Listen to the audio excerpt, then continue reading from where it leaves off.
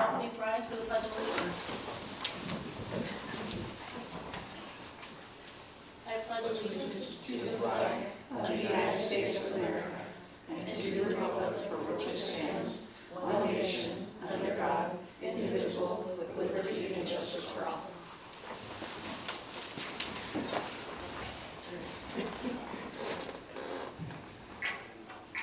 All right, we'll begin this evening with board recognition. I would like to invite Curtis Nybo to the podium to be recognized. Your favorite thing.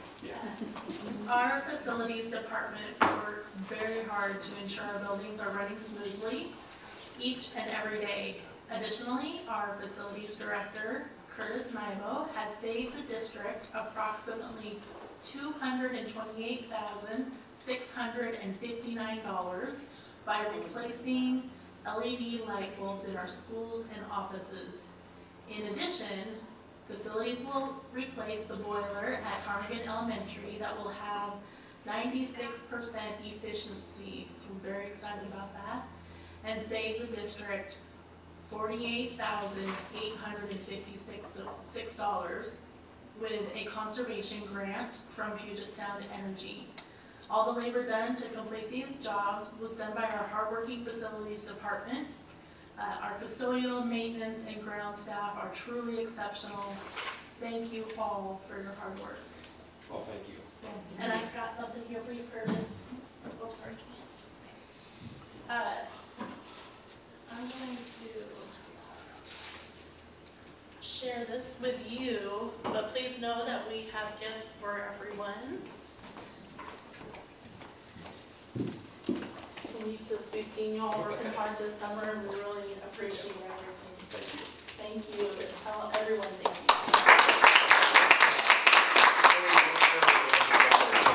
You and the board of directors. Your second page, literally. Yeah, he'll come up in the morning. He gets in like at 2 a.m. or something. Yeah. No, 4. Well, that be there in spirit. And the photo in spirit. We'll just Photoshop you in. Yes. Mike will be the floating pen. That works for me. Thank you, sir. You need to be middle. The gentleman of honor here. Get us, we need to go this way. A little over, A little over this way. Go this way. yeah, and get it a little closer together. It's a little hot. I know. That's right. This is perfect. Okay, ready? 1, 2, 3. Okay, perfect. You guys. Thank you. Thank you very much. Thank you, Curtis. Before you sit down, there's some classes to go first day. All right. Snuff. So I can leave. Go on. That's right. See you later. Okay, bye.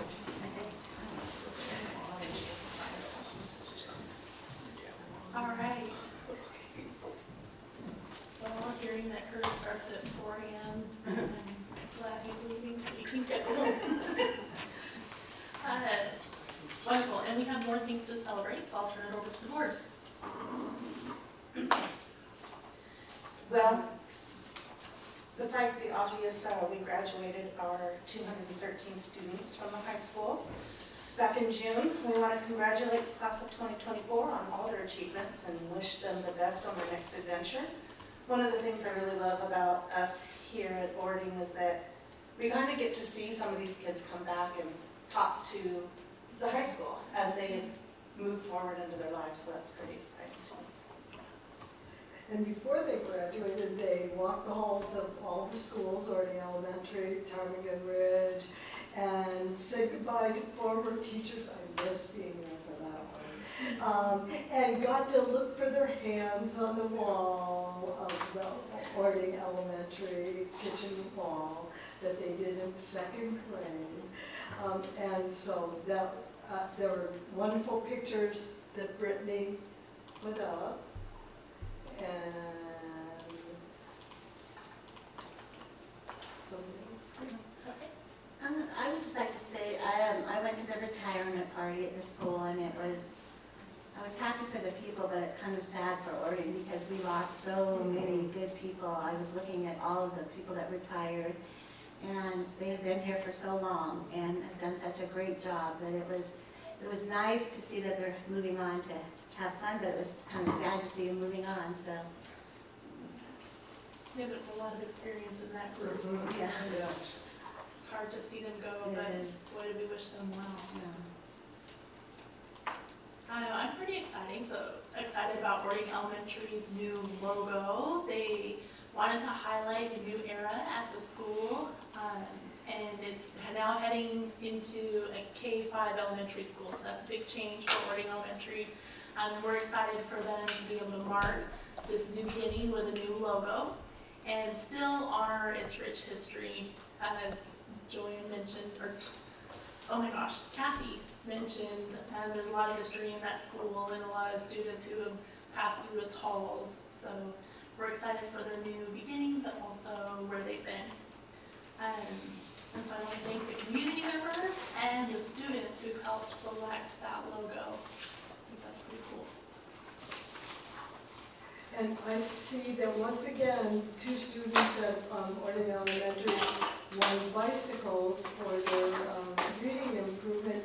And I know in the past that the organization that contributed them, Sumner Masonic Lodge, has done this all other times.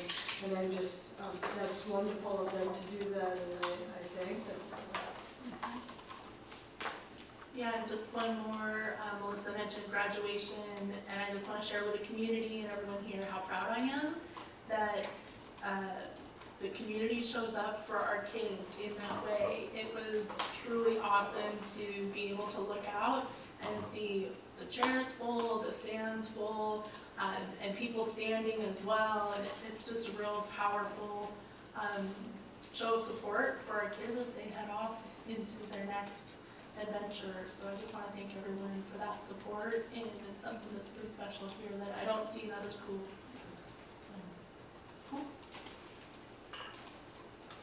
Anything else? Would you also have to say I'm missing our students this meeting? And look forward to our new board representatives beginning in September is their first meeting. All right. This is the opportunity for community and staff comments, and I don't believe anybody has signed in to speak today.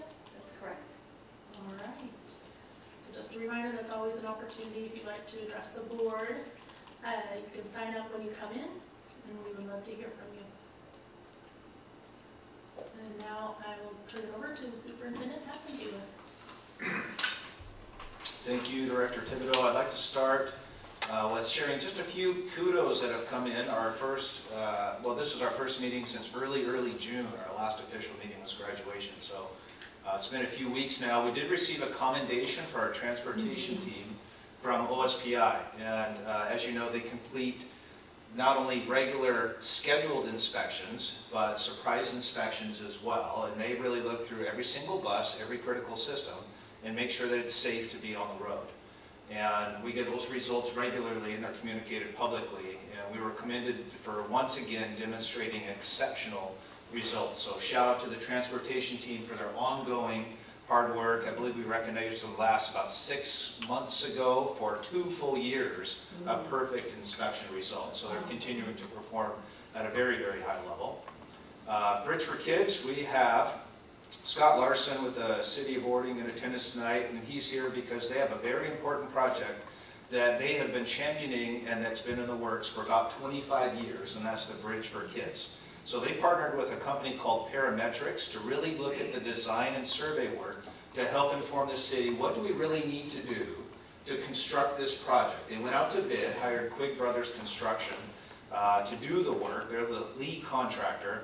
And what the analysis from Parametrics said is they have a problem that they need our help with. So you'll see a couple things come to you likely by the August meeting, and I want to share a little bit what you can expect to see and why.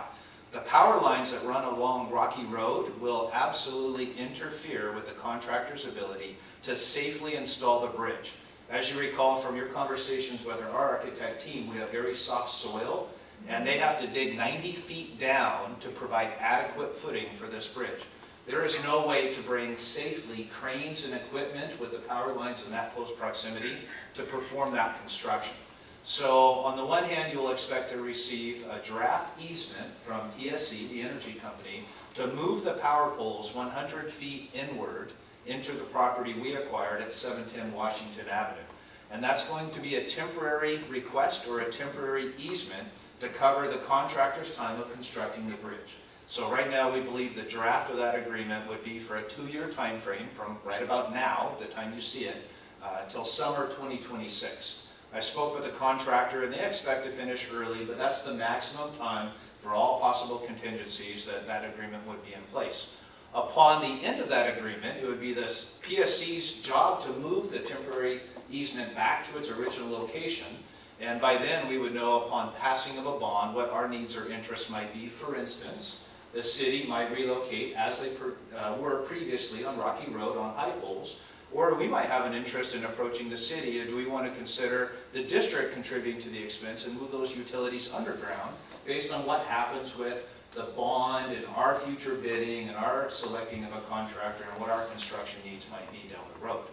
The other agreement that you would see likely in August is a temporary lease agreement with the actual main contractor. They're requesting on that corner about a half an acre worth of land to really store the equipment necessary to do the construction. So some cranes, some heavy equipment moving, things like that. They would fence the area, provide their own security. We would, of course, have a hold harmless agreement in place. And because, and I'm pursuing this conversation with your legal Denise, you all know Denise Steffarm. I'm pursuing a conversation to find out whether or not being a public project with our shared interest in providing safe ingress and egress for our students, whether or not we could consider charging or not charging the contractor for that temporary use. So I don't know the answer to that yet. I'm working on that with Denise, but I think you'll expect to see 2 things in August.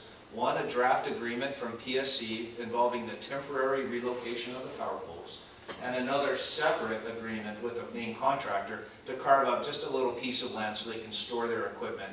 And that will save them from hauling things from Aberdeen and back and forth, and really help the city complete this project in a timely way. So 2 things coming up that I wanted to make sure you were aware of.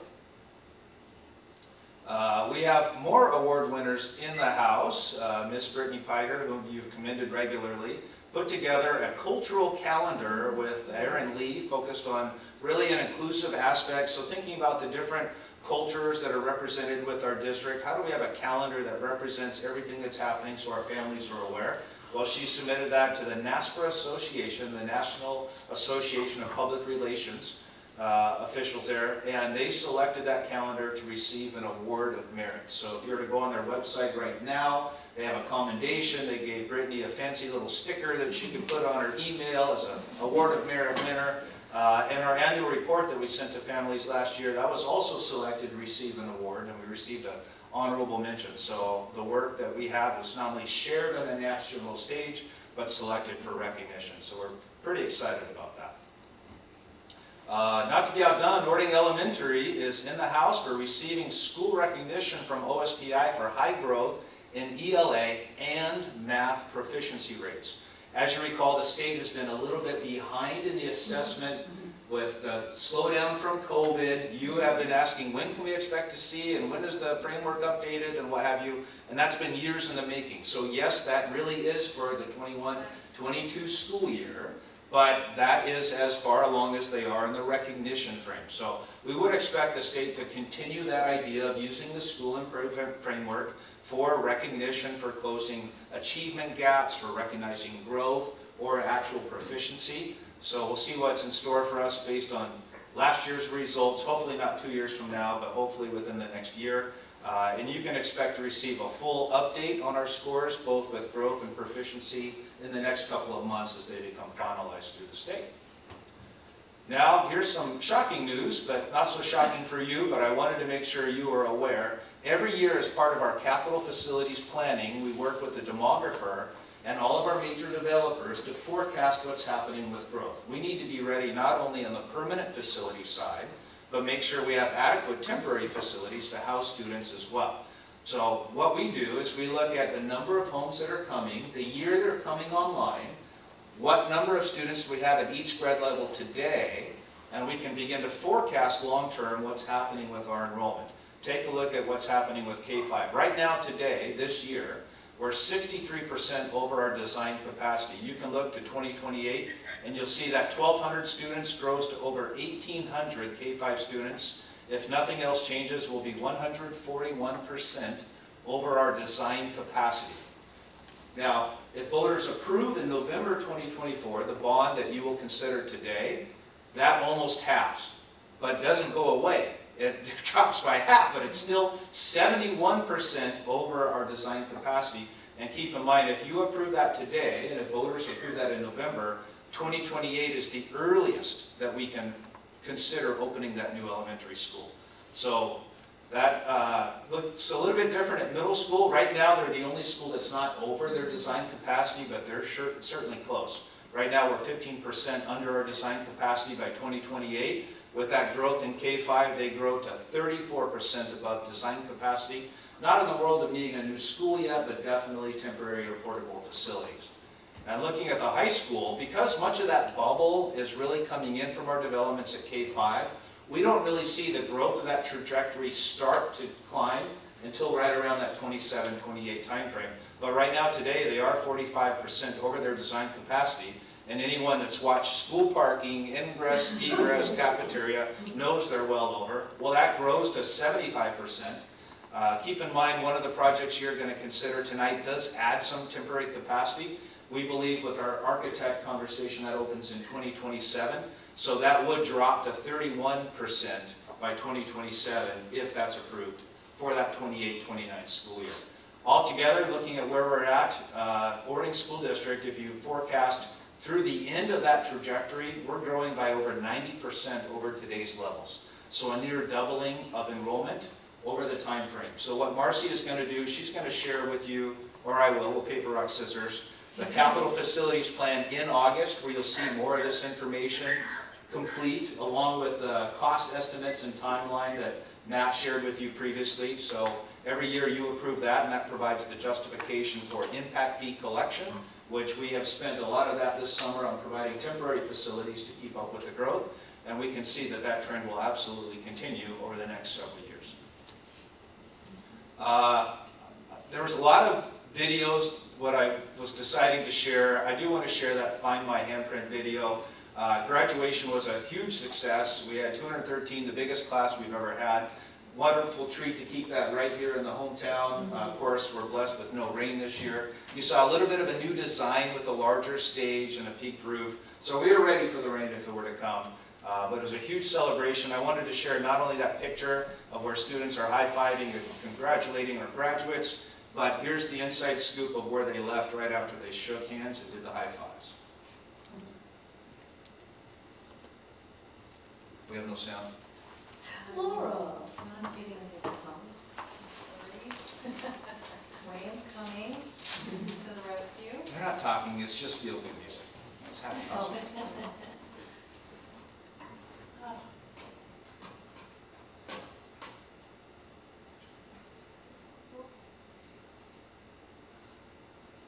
That's so special.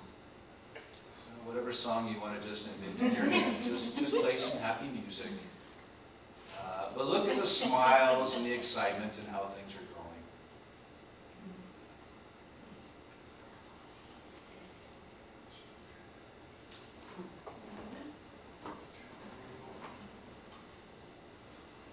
Well, we don't get our sound, but there's the information I just wanted to share. We put out some more information related to belonging, Stephanie Freese's class, the way they were greeting and connecting with each other. And we continue to see a lot of traction on the social media, the videos and the reels that Brittany's creating, not only on Facebook, it's a little bit late, not as dramatic as it would have been a minute ago.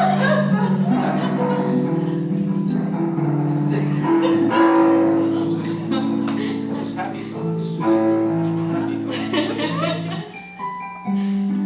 Oh, that's about it. All right, we can stop there.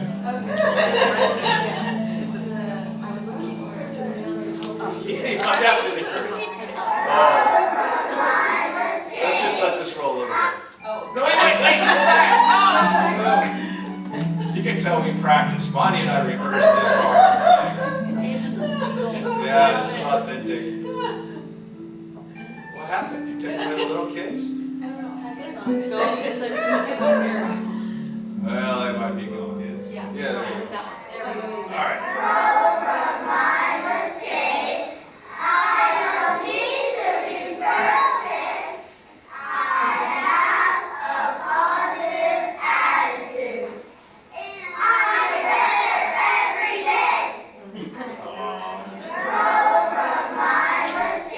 All right, cut.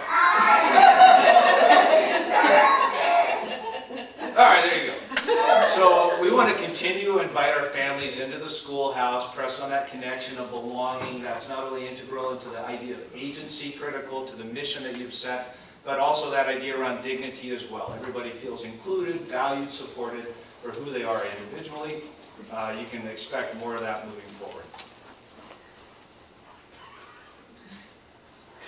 My clicker isn't working. There's some magnetic force that's trying to help us through the night. I don't think that was it. No, that wasn't it. Hey, Wayne, I'm frozen. Well, we mentioned how much we appreciate it. There we are. Oh, I nice. can just click through it, but it's not. Okay, I'm Is it- flipping through. Oh, is it working? Okay. Graduation highlight, we're again blessed with partnerships from the city of Orting where our emergency responders were leading our students to the stage. You can see the excitement on their faces. Wonderful, wonderful event. Great celebration. Students are now allowed, not when I was high school principal, but now they're allowed to do some decorations onto their hats and customize, in addition, of course, to wearing their cultural regalia. So there's Sydney up on the stage and her positive message and her cap. Really, really cool evening. As you said earlier, we're blessed to have great community partners. There's the Masonic Lodge at Orting's Assembly, which they do every month, focus on character traits. They were able to bestow the bikes, and those two students received lots of applause from 500 loud, screaming children. It was excitement all across the board. And then the other community partnership award, there's Miss Pam, who retired. Received the Outstanding Educator of the Year award from PTA. Oh, I did not She, know that. oh, that hit her hard. It was really touching. It was really, really I cool. Last day of school featured a glow party at Orting Elementary. They had 26,000 Cougar points. I don't even know how they get that many, but they got a glow party at the end of the school, so there are a lot of smiling faces, of course. To have that kind of fun party, and then there we have a nice send-off. We always do bubbles, sending our K-5 out. So there's some pictures of PTR as we say goodbye for the summer. And then starting next school year, you have a book that I would encourage you to read. It's only 34 pages, so it's not very time-consuming. But this is really largely driven by you as a board who saw Dr. Adolph Brown at a WASDA conference a couple years ago. This year will be focused on a 90-minute keynote, so a little bit longer than we've done. We'll have less pomp and circumstance, probably really nobody else speaking but him to maximize that time. But he's really going to drive that idea around what does it take to really empower. Aaron and I met with him really thinking about our strategic work, what we're focused on, shared lots of information around the agency and dignity. So he's really going to be looking through the lens of how does he customize his message and challenge us as staff. And I'm really excited for what that will bring. So I have his book with you for a summer read, so you can take a look at that. Dive into the information. He will be sticking around after his presentation for a book signing. He has several other books that he's published, but we brought that for you, so if you bring it with you to kickoff, you can get a signature when he comes. And now, that concludes my report.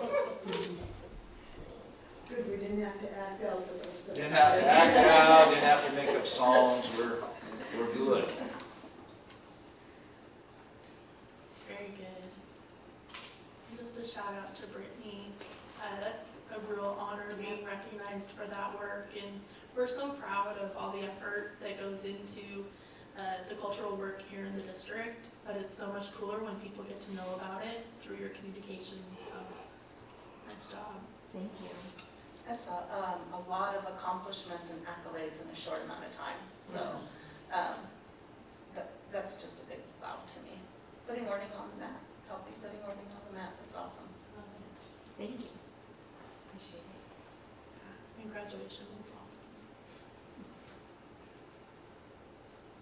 And I suppose you can borrow some land from us. Yeah, you're kind of in trouble if we don't. I know, but it's all good. Very good, thank you. And now it's time for our financial report. Megan's financial report. Did see any questions come through about this one? I didn't have any questions that, I didn't send them in ahead of time, and I don't even know, but as I was looking through it, I was just curious on the transportation, how many buses did, and it may have already been told to me, and I probably forgot, but how many buses did we get? This year, Did we get any buses this year? we did, I think we've gotten 2. 2. It's on the transportation, there's a page. Yes, that's where I Those are the saw ones we've it. gotten, and there's one on order that has Okay. not come in yet. It's supposed to be here in the next month. But that's reflected in the amount out of that budget line, the 2 of them are, one of them is encumbered. So it hasn't, we don't pay for it until it shows up Until it here. shows up. Okay, So 2 of them, yes, it's definitely out of the number. Okay. One of them is not. okay, thank you.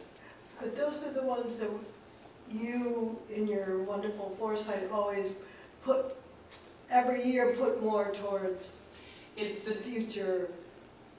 I mean, it's a plan for purchase. We do plan for purchases. Right now, the money that we get in Transportation Vehicle Fund for depreciation is funding all of that. We have not been transferring any money from general fund for the Right. last few years. Right. So the depreciation money we get for the buses is what's funding the new Right. buses. Right, right. And are we having difficulty keeping up with the number of buses with our increased enrollment? I don't know that answer, that's a Megan question. Not yet, but it will come. Okay, that's all right. When I was just thinking of that chart you had up there and we're talking about buses, I thought, oh, boy. It will likely come, how fast, and what's walking and where we provide transportation will be great questions to solve. We do think the site of that 3rd elementary would be mostly walking as it moves to Holly, but every phase takes time to not only Right. develop and grow. So, yeah, there could be probably more busing short term that may not be a long-term need. What we found on even these bus orders, the delay from order to delivery is longer than I've ever seen it during my career. It's a Oh. long, long delay. Wow. And we replaced the old green van? No? Is that the one that we were replacing? Couldn't tell you off memory. I know we did replace a van and have another one planned to replace. I don't know if it was green. I don't remember the color. Yes, there's a van being replaced. The color of the van, But it was, actually, my son-in-law said to me, he goes, that van is still running? That was running when I was here. our transportation department does a great job Oh, of I keeping know. our vehicles running. I know. All right. So, I just it's said, okay. Real quick, are we having to get new buses with the new developments coming online? Or do we have enough in the fleet, right? He did not hear. he didn't hear. Yeah, we just had that question, Mike. I don't know if you can hear all that well. Yeah. We have enough for the next couple years, looking at the forecast, is the 26, 27, 28. We're gonna have to think through not only the temporary facilities need, but also the transportation needs, as well as the boundary shift too. Boundary is really more of a question around what does a 3rd elementary school look like, and how would that boundary shift, and what would be walking, what would be transportation based. But next year to 2, I think we're okay. After that, we're gonna have a little bit of a need. If the need is greater than TVF, we have 2 options. One, run a transportation vehicle levy and collect some money to buy buses at that point. Or 2, transfer money from general fund. There's really no good ways to pay for the buses, and each large bus is $180,000, $190,000 now, so they're sizable tickets to purchase. But part of our goal, working with Marcy and facilities, is to lay out from now until 2028, the board will take action tonight and decide whether or not a bond will happen. We need to figure out both temporary, facility-wise, as well as fleet, lunches, staffing, what are we going to do from now until then? Because 140% over capacity is going to be a pickle, if that comes to fruition. You're welcome, sir. Wow us with your magic. No. Bad is not, I think. All right, thank you, Director Bennett. We'll turn it over to the 2024-2025 preliminary budget presentation. So good evening. Good evening. Good evening. I'm going to try to make it fast since we're all really warm. But presentation regarding our next year's budget. We have a preliminary budget set. We will bring the final budget to you in August for the public hearing and adoption, should you choose to go forward. But this is, hopefully will not change a lot from this version. Do I have to go that way? It should work. Okay. As you know, we have 6 funds. This is the same information I gave to you during the Budget 101. 5 of the funds get a budget. The other one does not. Private Purpose Trust Fund does not get a budget, but the other 5 do. The biggest one I'm going to go over tonight is General Fund, because that's our biggest one, and that's the one most people care about, because the rest of it is really determined just by the costs and the money that are coming in and out of that account. As a district, we do create and distribute on our website, I don't usually send that any other way, a budget summary. It is supposed to be an informational version of our dynamic budget that the state requires us to do as a more legible version. The other one is a lot of data and a lot of pages that is hard to understand. So we try to compile it all in a way that most people, so this will be on our website as of tomorrow, as a draft summary of what our budget is, should anyone want to go and try to review what I'm covering tonight. Okay, so enrollment for next year. As we've talked about before, our normal enrollment strategy is really just to roll up from the prior year. So kindergarten number stays kindergarten number, and then kindergarten also goes to first, and then first to second, second to third. Overall, our K-12 enrollment is going up about 30, so 2711 is our new number for next year, projected. That is K-12. Most of that is, as he was saying earlier, it's really elementary. That is our increase. Our middle school and high school haven't seen the increase that our elementaries have. Our ALE and our Open Doors program are staying pretty close to the same. We have kids there, but it's not a significant change in numbers overall. Our Running Start also is staying pretty similar to what it was last year, or the year we're just finishing.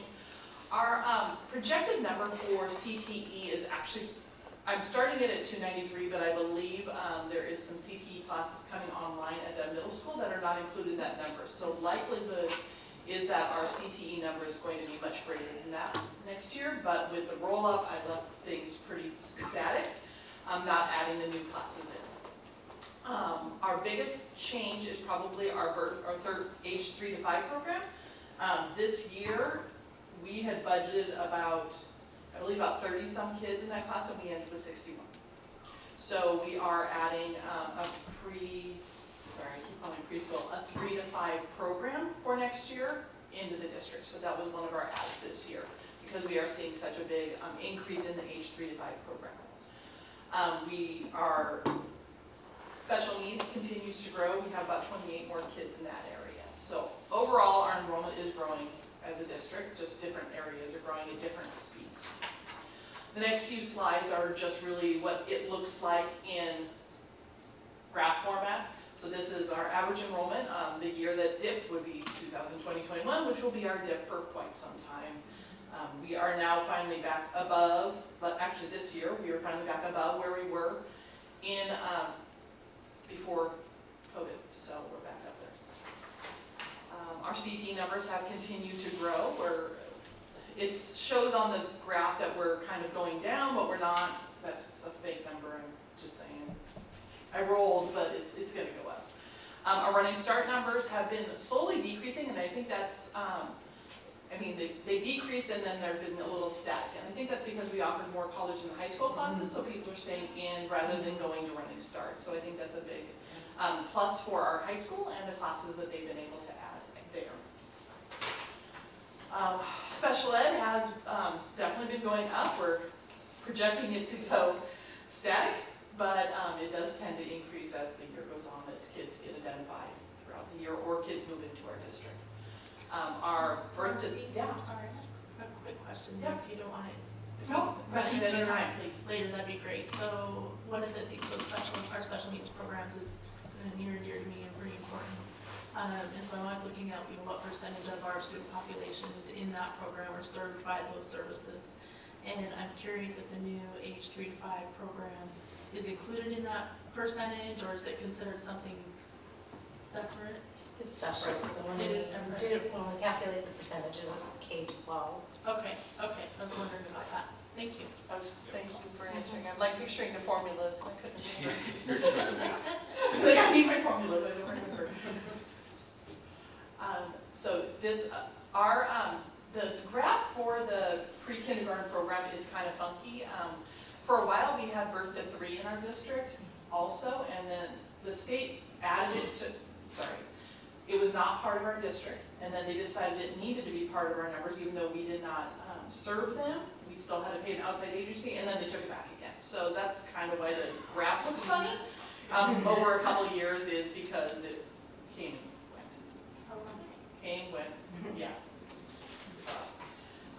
Revenue. So our revenue comes from 5 major sources. State apportionment is our biggest one. It is over 60%. The levy is another 14.5%. Our state categorical, which is listed there what it is about 20%. Federal funds is 3%, and fee program is 1%. The biggest difference in our revenue percentages this year is ESSER went away. So our ESSER, our federal funds percentage last year was closer to 6%. It's now at 3%. And that is directly related to the ESSER funds being done after this school year. Can I ask a quick question about it? I know you've told us this before, but I can't remember. Where does, so when they're putting in the new housing development and each house has to pay a certain fee, where does that go again? Capital projects. Okay. We are required by the state and by Pearson, I think it's mostly the state, but it's also, it's set. We have to use it in capital projects. It is required to be used only on growth. So I cannot use it to fund anything in the district except for things associated with the growth. So portable costs, no problem. Items inside that portable costs, yes. Okay. Other things I can't use it on. And who decides how much that developer has to pay? Pierce County. Pierce County, okay. Yeah, we, what you were talking about earlier, our capital facility plan, you will see a page on it that calculates how much we should be collecting, and then also be listed on how much we're allowed to collect. It's a significant difference. And we can't Nope. do it. I will say we have been actively petitioning Pierce County to review that fee, not only ourselves, and I've provided some updates this year, but several other neighboring districts. We had a commitment from Pierce County to bring a work group together to study and reconsider the impact fee formula in summer in 2024. It's July, it's hot, it's summer, and we haven't heard any updates in terms of the status of that committee. So we're not quite sure where that sits. However, several of the there were 3 that testified, Pierce County Council members testified that to the rest of the council that they felt this was a strong need, because Pierce County, where impact fees are in place across the state, Pierce County is funded at the lowest level, yet we have one of the highest construction costs in the entirety of the state. So I do expect something to come. We're just unclear of when that might come at this point. Because I noticed that they're starting another development, and I was like, I don't know how many houses, or if it's houses or apartments, but I was just wondering if any change was going to come to the. Not right away. They increase the rates based on the Pierce County code on February 1st of every year, and it's very minimal increase. I think our current amount is 45. Okay. Somewhere right around there. Okay.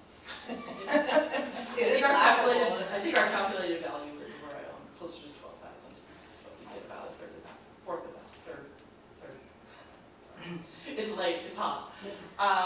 This is a graph of the revenue. All the little diagram that I had isn't showing up on there, but I can tell you that the biggest part is that state and general purpose, and then the tiniest little part is our local non-tax, which is really our money that we get from fees, from kids paying for some fees. We've gotten rid of, later on you'll see our fee schedule that's coming for adoption tonight. There aren't a lot of fees that our district charges our families, so it's very, very few. We're one of the only districts that still doesn't do pay to play. We require the ASB card, and the ASB card can be waived should they be free and reduced and allow us to share that information. So our fee program is not very large. Our revenue overall is up about $3 million overall with all the different sources, even though ESSER went away. Our expenditures, where does the money go? Most of our money goes to teaching, of course, because that's our biggest thing. Maintenance operations is about 7%, our building admin is about 5%, central admin costs, so us here is about 8%. Food service is just under 2%, transportation is around 4%, and then other programs is around 2%. This overall is, the percentages didn't change a lot this year. Everything is pretty close, within 1% or less of where it was percentage-wise in each of the programs last year. But overall, our expenditures are up about 3.1 million. So they're slightly, our expenditures are up slightly more than our revenue. And this is the graph of all the different places that our money goes. That we just went over, but my little things just don't like showing up on that screen. But it should be hopefully on the presentation in front of you so you can see where everything is. Another different way of, wow, that does not look like mine at all. Huh. Well, there is another way of where the money goes, and I'm trying to figure out which one. Huh, interesting, but it's not one of the teaching activities. So teaching activities is obviously our biggest part, and it's about 56% or $27 million of our budget. Teaching support is another 14%. The state requires us to monitor all the different ways of spending our money. So this is another graph that is based on what comes from the state report that we have to monitor and see how it gets spent. But like I said on the last one, our percentages spent in each one of the programs is not changing as a percentage of the overall budget. We're staying pretty static. The only one that probably went down a little bit is, actually no, all of them stayed pretty static to what they were this year, percentage-wise of the total amount. Different way, I forgot to take one off of here. Federal ESSER is still on the report. It will be not on your next one because Federal ESSER no longer exists. So where's money go? Basic education, special ed, career technical education, support services, and other services. And this was a graph of what it looks like. And the biggest chunk, of course, is basic education, which is about 51% of our overall budget. Special ed is 18%. Career technical ed is about 6%. Other services is about 3%. And then support services, which is everything else, is about 22% of our budget. Another way it's broken down is by our objects. Salaries for certificated is our usually largest amount, then classified salaries, benefits, supplies, purchase services, travel, and capital outlay. And this is a graph of the percentages for each of them. The biggest blue one is our certificated salaries that come in at about 40% of our overall. Classified salaries is about 19%. Payroll and benefits, taxes are about 21%, supplies and materials are 6%, and purchase services are about 14%. The rest of it is negligible, so, which also the percentage on each program did not change a lot by each category, the overall of the amount. Each one of them went up because our expenditures went up, but as a percentage of the whole, it didn't change a lot. This one is broken down by how much our employee-related costs are versus everything else.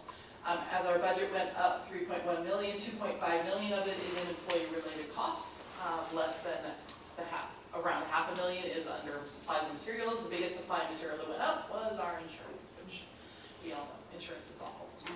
So, and that's district insurance, not employee insurance, to be specific. But we're still around 80% of our entire budget being employee-related costs and around 20% being non-employee-related costs.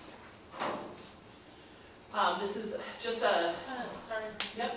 Quick point of clarification on the increase to insurance costs. Is that primarily because the cost of insurance has dramatically gone up? our risk management insurance went up significantly. And I was gonna ask, and if our property purchase contributed to that? No. Okay. No, our risk management insurance costs went up because of the market. Yeah. And it went up more than our increase in MSOCs for the same category by a significant amount, so it was down. Yeah. And I think Pierce County was gathering information to share with legislators on how much our fund balance was hit automatically by one bill. The amount that we got from the state did not even come close to covering the increase in the cost. Okay, I appreciate that, thank you.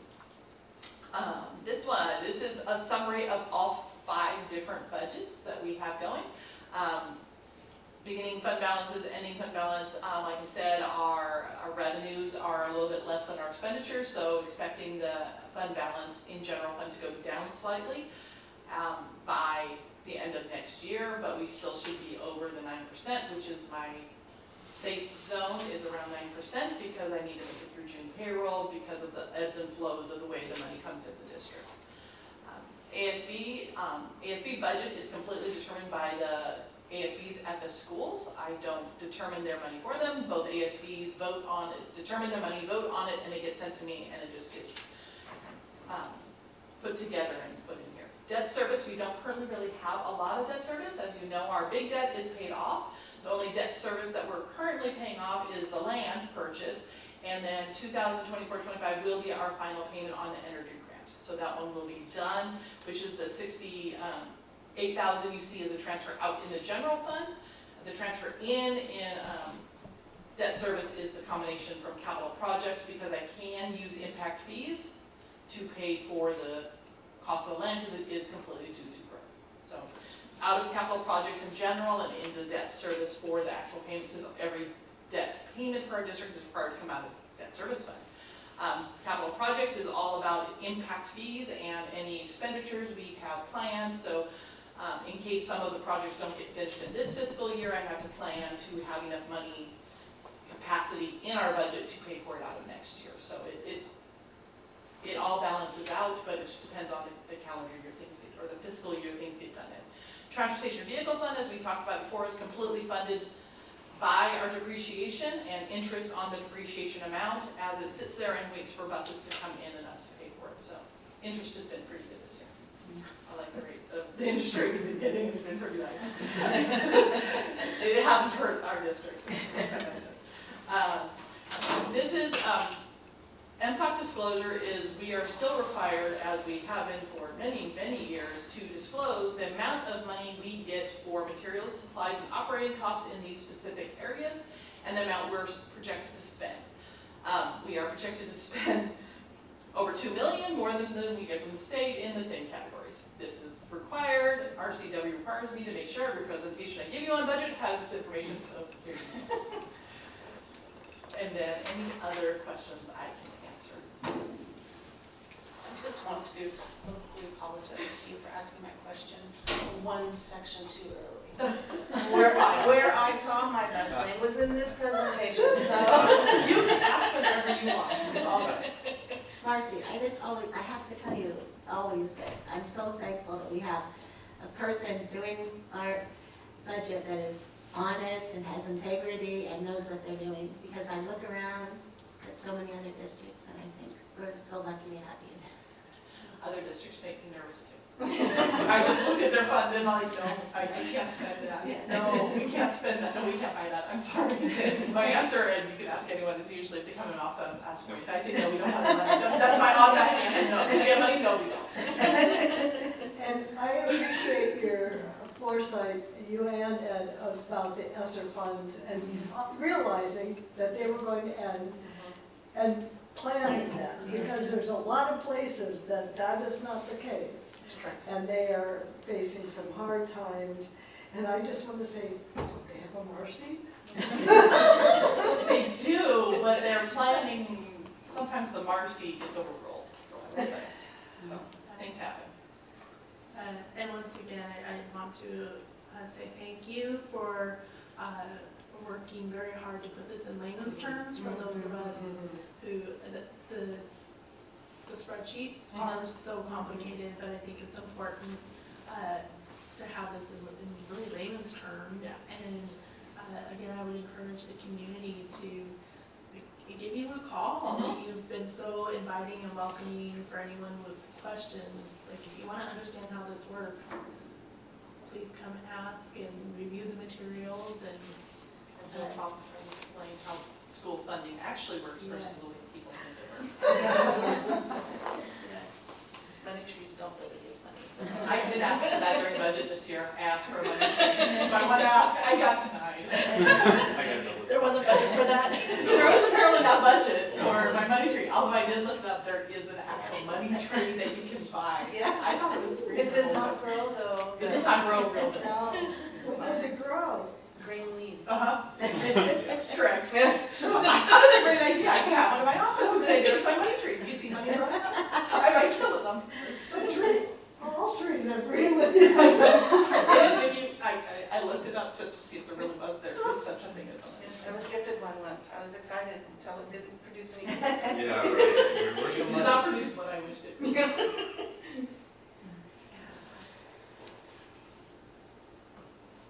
Okay, so, one of the questions I get asked at Safeway, Safeway question, Yeah.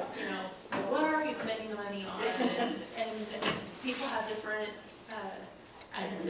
opinions about how it should be spent, and I just really appreciate the transparency around our budget, the process leading into our budget, the availability of the information if anyone's looking. Like, all of our vouchers are posted every month in our board meeting minutes, and you can scroll through every page of every check that was ever cut for whatever amount you would like to see, and I think that transparency is important, and I'm just grateful for it. Yeah, our audits are out there. I mean, there's nothing hidden. Everything's on our Business Services website. All of our budget reports, everything is there. So we try to make it as transparent as we can.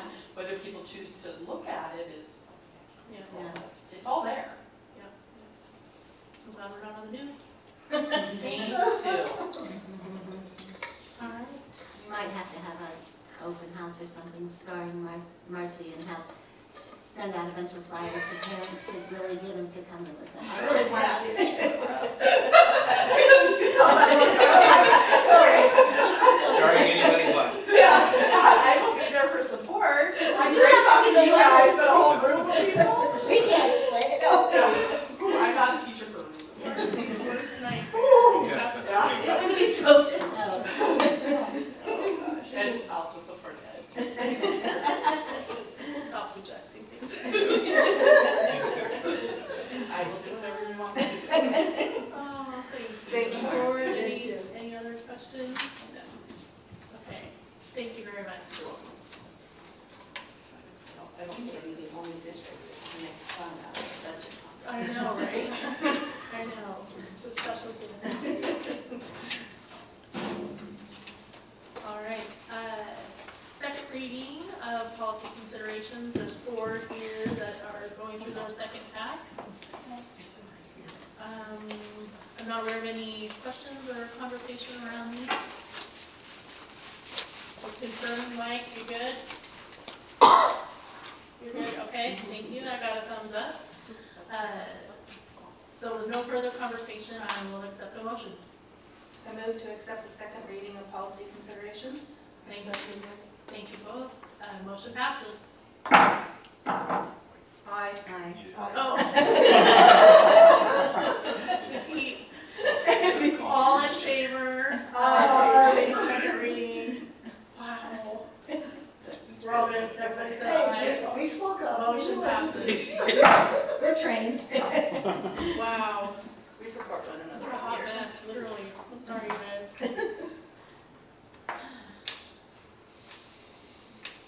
Excellent. Speaking of vouchers, I will now take a motion on items 1 through 6 on the consent agenda. I move to approve items 1 through 6 on the consent agenda. I second it.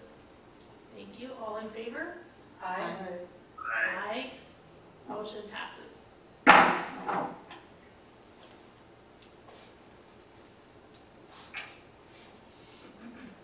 All right. We made it to board comment? Action. No, we didn't. We made it to action. Sorry, guys. We're almost I know. So the first item for action is the 2024-2025 fees and fines schedule, as well as meal pricing for our schools. Can I get a motion? Move to approve the 2024-25 fees and fines schedule and meal pricing as presented. I second it. Thank you both. All in favor? Aye. Aye. Motion passes.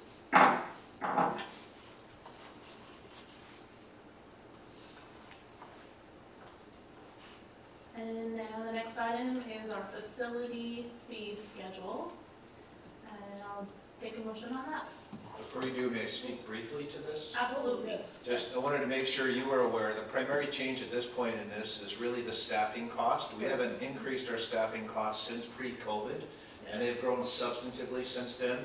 We do have an interest in taking a look back at the actual rate of facilities and making some recommendations to you later in the year. That also hasn't been adjusted since pre-COVID, and we don't really want to drive our nonprofits out of using the public facilities. After all, they're owned by the public, but we do need to take a look at to what degree have those costs increase and then make some recommendations back to you. So at this point, that just only reflects increase on the staffing side, but we do expect to do some further research in the fall and come back and share some recommendations with you later in the year from our findings. So will that reflect this year's fees or future? Future. Okay. So then I move to approve the 2024-2025 facility fee schedule as presented. Second? Thank you. All in favor? Aye. Aye. Motion passes.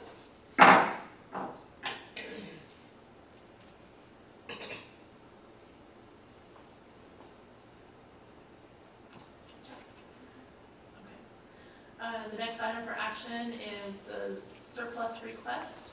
We've seen these several times. So I'll take a motion. There's no discussion on these. Pretty standard stuff. I'll move to approve the disposal of the surplus items as presented. I second it. Thank you. All in favor? Aye. Motion passes. And the big one.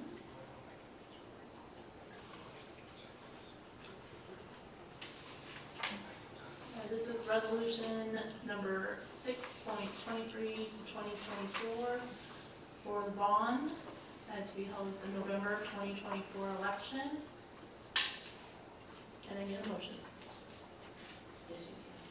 I move to approve resolution number 6/2023/2024 for a bond in the November 2024 election. Can I get a second? I second it. Thank you. All in favor? Aye. Aye. Motion passes. Here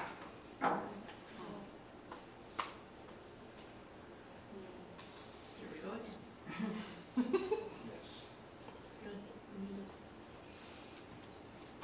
All right, with that big one, which again passed with little fanfare, but it was a big decision. A lot of time and energy and thought went into that. So I just want to thank the board for your consideration. I want to just make a public comment about that resolution, that some people are always going to be out there negatively talking about the school district when we continually put something back for them to consider with such a big price tag. And we don't do that lightheartedly or thinking that opinions don't matter, but we do it because of the children that go to school in this district, and to give them the best shot at getting the best education that they can possibly get, in facilities that are designed to help do that. And I'll defend it every day. I just know I'll be expecting some of the same stuff we always get. And I would also challenge anybody who might be listening at this point in a very hot meeting, that when you do have questions, because you will, to please go to the source. And that means the school district themselves. Reach out to our superintendent and ask those questions that you want answered. don't rely on your neighbors to give you the factual information. Get it from the source, and we will do our best to be there publicly and put those meetings out like we try to do to make sure every community member who wants to can learn about it.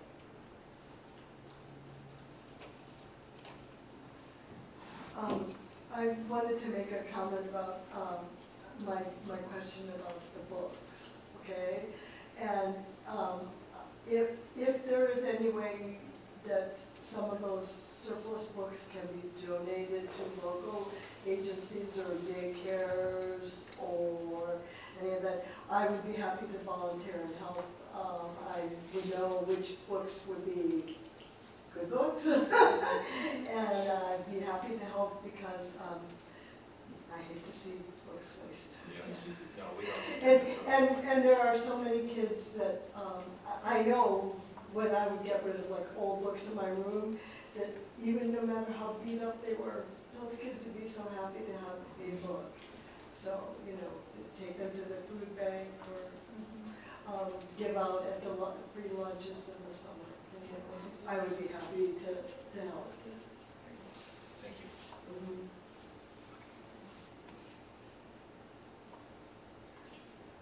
Any other, Mike, any board comments from you? No. He's very happy they're in his AC Right. room. Yeah, enjoy the AC. As I watch you fan, yes.